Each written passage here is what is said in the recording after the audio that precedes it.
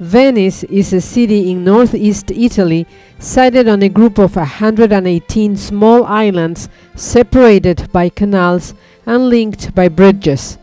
The city in its entirety, along with its lagoon, is listed as a World Heritage Site. As scheduled, by 6:30 in the morning, we were at the observation deck, all prepared with our cameras ready to capture the sights of our arrival to Venice. I had last seen Venice back in the fall of 1970, and I was so excited to be part of the Venice scenic sailing from the unique perspective of the Seven Seas mariner.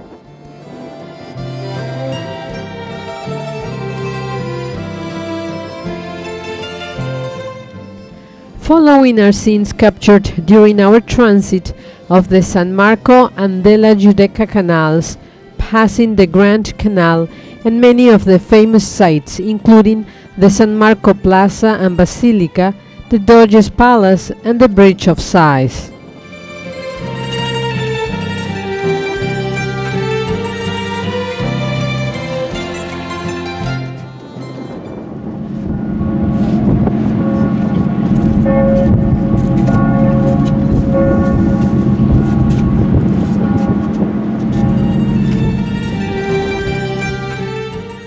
San Giorgio Maggiore is one of the islands of Venice, best known for the church of the same name, designed by Palladio and begun in 1566.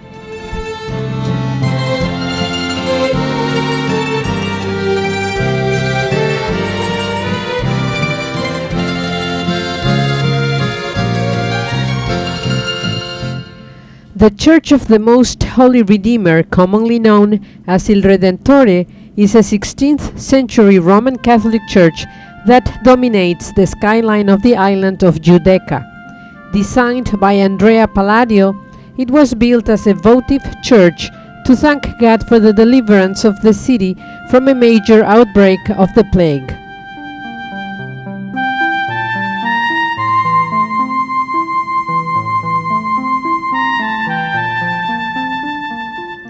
The Basilica of Saint Mary of Health, commonly known simply as De Salute, stands on a narrow finger of land between the Grand Canal and the Bacino di San Marco. In 1630, Venice experienced an unusually devastating outbreak of the plague. As a votive offering for the city's deliverance from the pestilence, the Republic of Venice vowed to build and dedicate a church to Our Lady of Health. Most of the objects of art housed in the church bear references to the Black Death.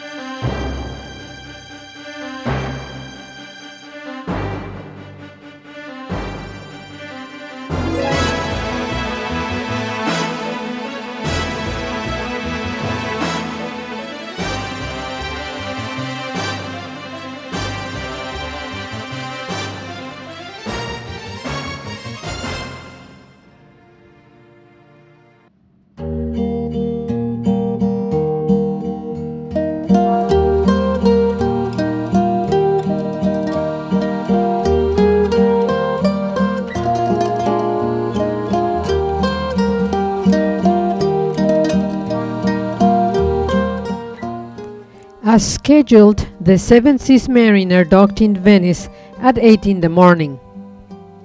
Soon after, we were transported via Vaporetto from the San Basilio to the Piazza San Marco's terminal.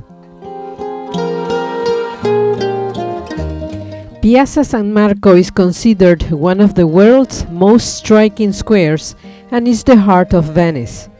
The square is filled with splendid works such as the Campanile, the Torre del Orologio, and the two columns of San Marco and San Teodoro. The Piazza San Marco is a feast for the eyes. The monastery of San Giorgio was established in 982. It is now the headquarters of the Cini Foundation Arts Center.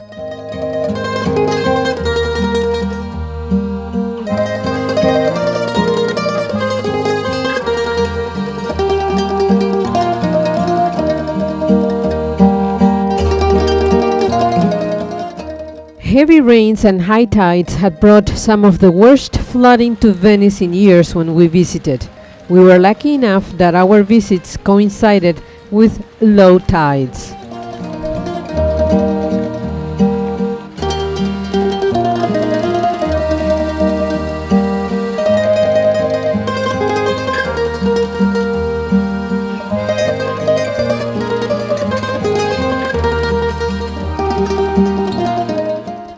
Walking towards the Rio di Palazzo, where we could appreciate the Bridge of Sighs, an enclosed bridge made of white limestone that has windows with stone bars. It connects the new prison to the interrogation rooms in the Doge Palace. It was built in 1602. View of Venice from the Bridge of Sighs. St. Mark's Campanile is one of the most recognizable symbols of the city. The tower is 98.6 meters tall and stands alone in a corner near the front of the basilica.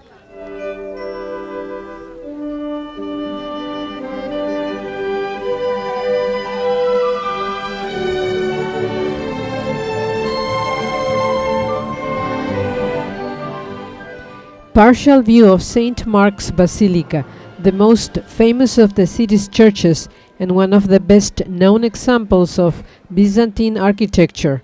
It lies at the eastern end of the Piazza San Marco, adjacent and connected to the Doge's Palace.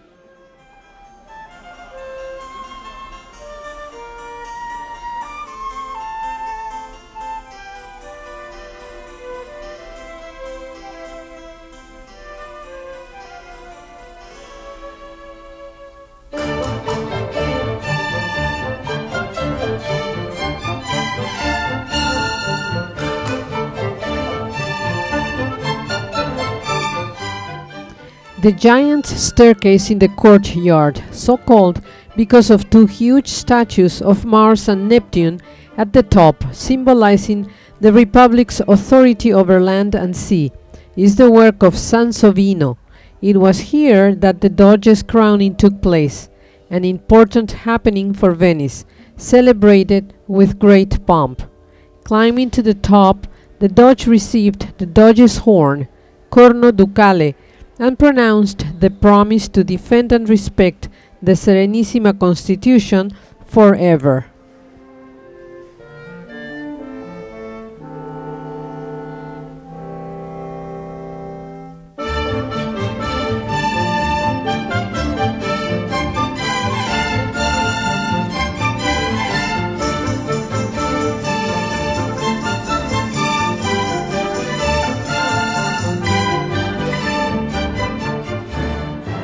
A lion's mouth post box for anonymous denunciations at the Doge's Palace in Venice.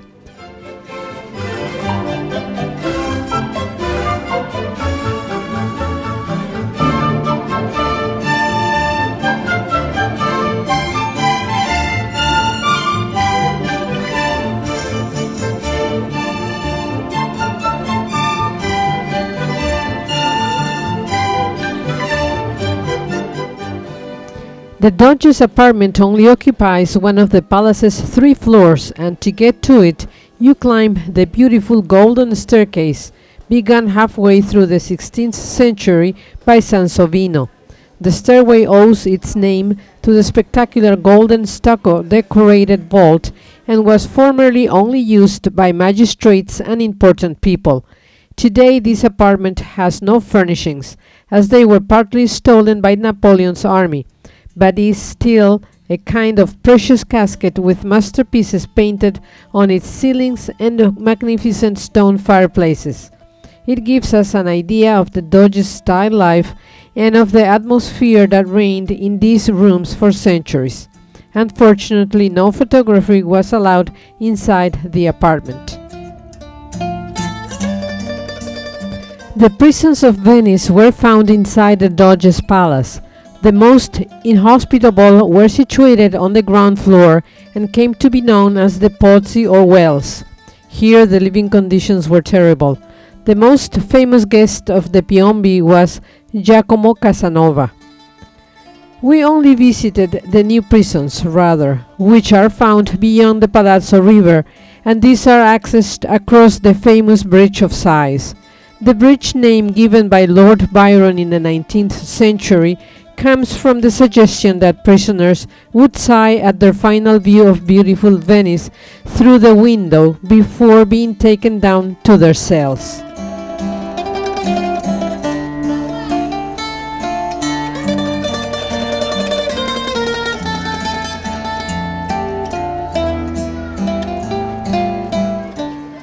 Another look at the imposing campanile.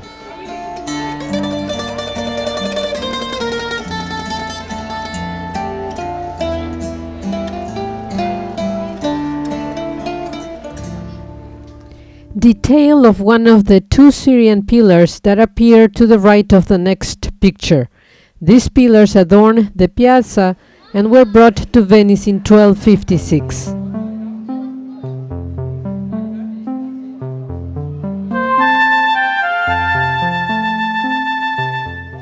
Here we can appreciate people walking on bridges set up on Piazza San Marco during Acqua Alta the morning of October 29th.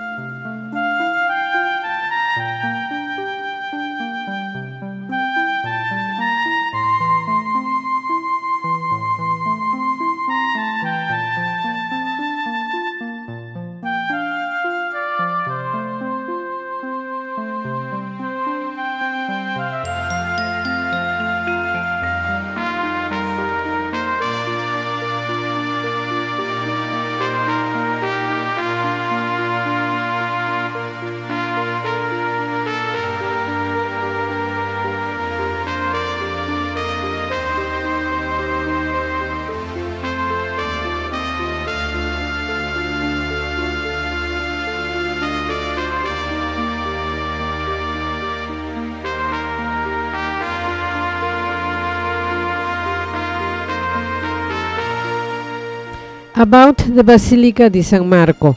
The original church was built in 828 to house the relics of Saint Mark. A fire destroyed the original church and it was rebuilt in 1094. The church is a gem of Venice and a symbol of the power and wealth that Venice once attained. The exterior is elaborately decorated with beautiful marble and amazing mosaics.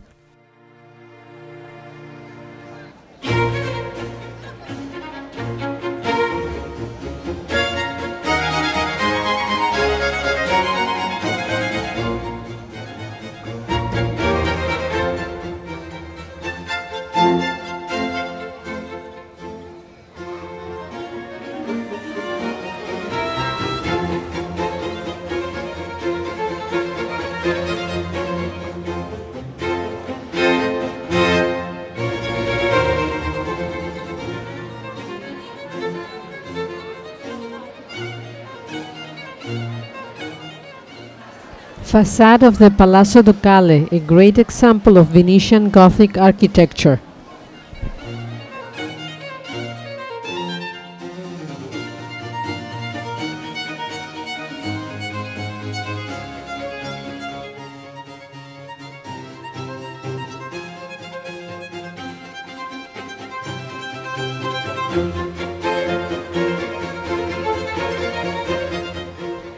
St. Mark's Basilica lies at the eastern end of the Piazza San Marco, adjacent and connected to the Doge's palace.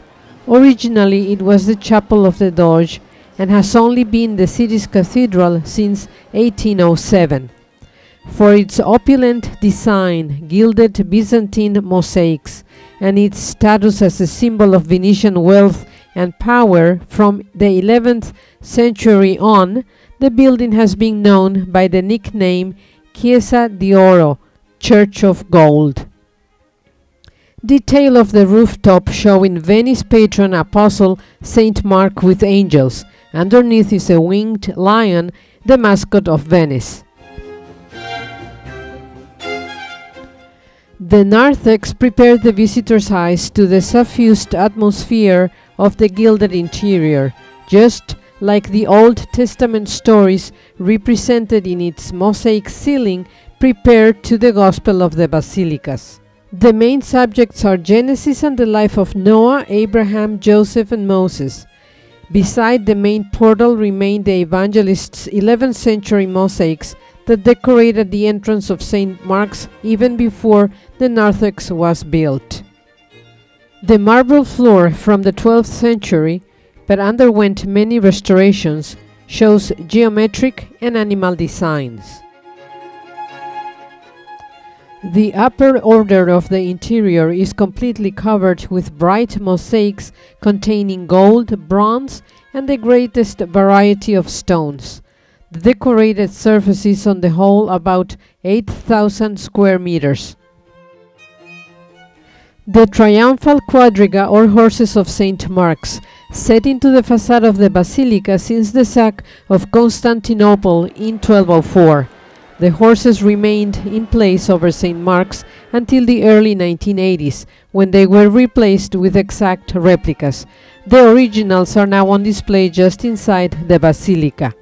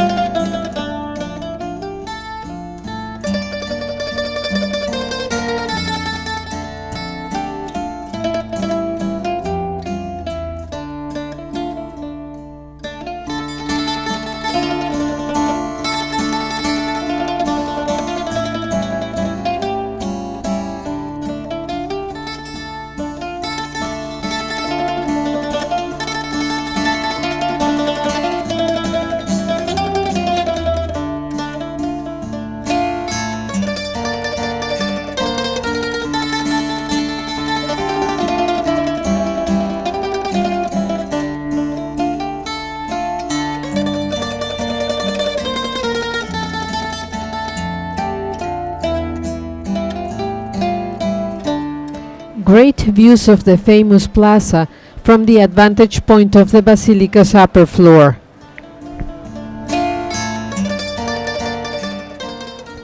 The two columns, one topped by the Lion of St. Mark, the symbol of the city, and the second one by St. Theodore, patron of Venice until St. Mark's remains were stolen and brought to Venice. The original is safely kept in Doge's Palace. After the remains of St. Mark belonged to the Venetians, they no longer felt that St. Theodore was worthy enough to be their patron saint. Therefore, they made St. Mark their new patron. The clock tower is an early Renaissance building. Both the tower and the clock date from the last decade of the 15th century. It was placed where the clock would be visible from the waters of the lagoon and give notice to everyone of the wealth and glory of Venice.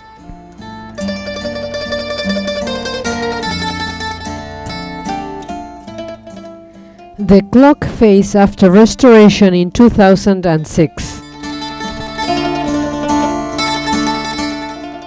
The gallery with Virgin and Child.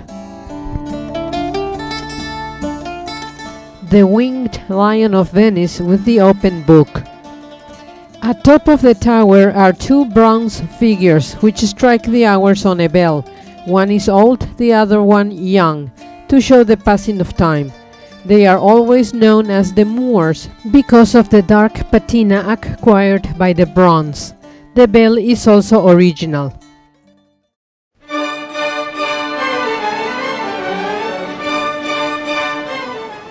Following our views of the lovely canals we encountered as we walked towards the famous Rialto Bridge.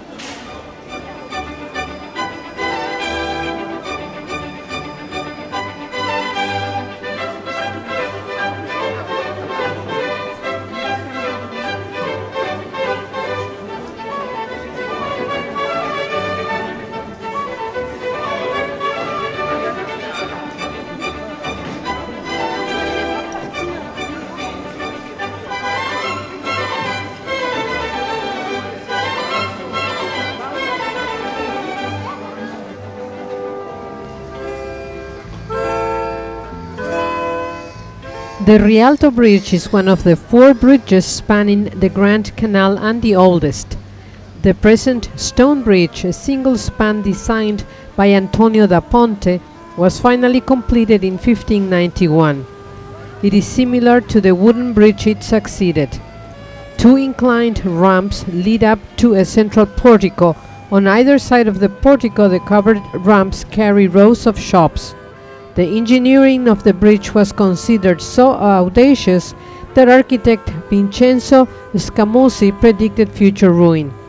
The bridge has defied its critics to become one of the architectural icons of Venice.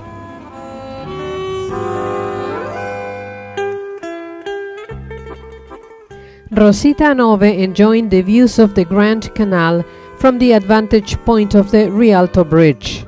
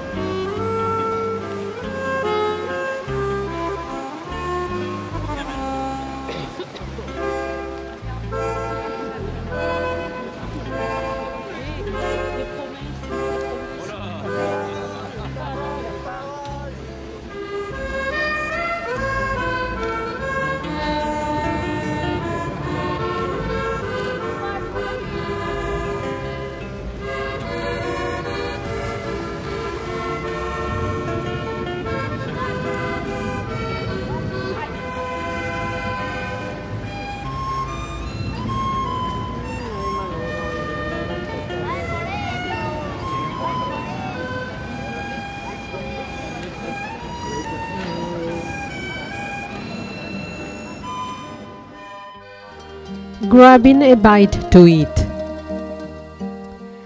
The Chiesa di San Salvador is located on the Campo San Salvador along the Merceria, the main shopping street of Venice. The church was first consecrated in 1177 and the facade was added in 1663. Below the left column on the facade there is a cannonball embedded in the base of the column from a bombardment in 1849 by Austrian forces. The Annunciation by the Italian Renaissance master Titian, executed between 1559 and 1564.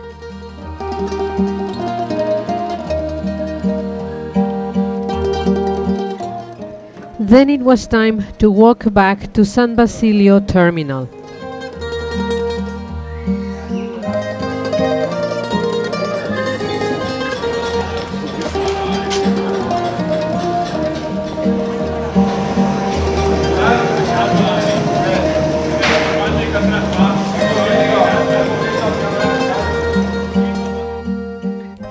The Chiesa di San Moisè is dedicated to Moses, as, like the Byzantines, the Venetians tended to canonize Old Testament prophets. The church's main altarpiece. Fernando Botero's Donna Seduta.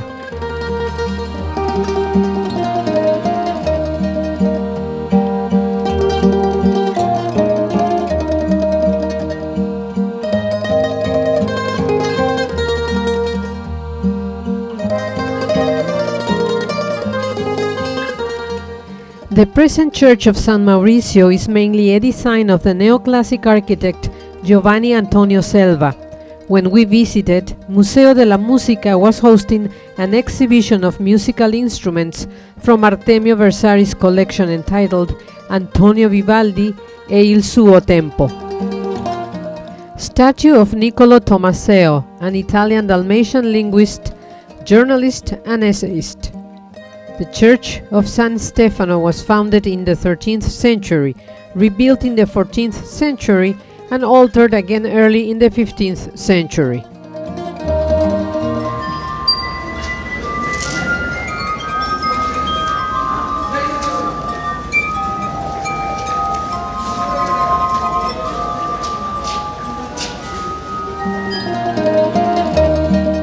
Palazzo Cavalli Franchetti with Palazzo Barbaro to the right are a pair of adjoining Gothic palaces in the San Marco district of Venice and not far from the Ponte dell'Accademia.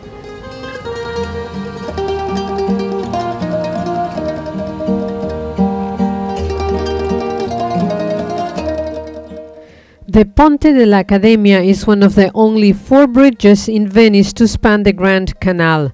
Lovers attach padlocks, love locks, to the metal handrails of the bridge, but the Venice authorities have attempted to crack down on this.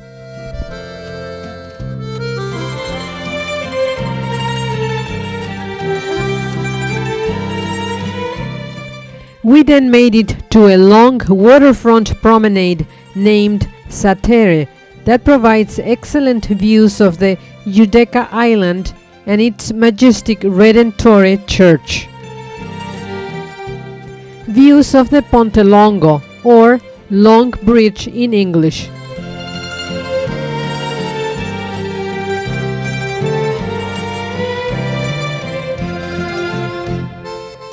After we crossed the Ponte Lungo, we reached a number of palaces that are now used as government offices, such as the Palazzo Molin Adriatica, which comes into view now.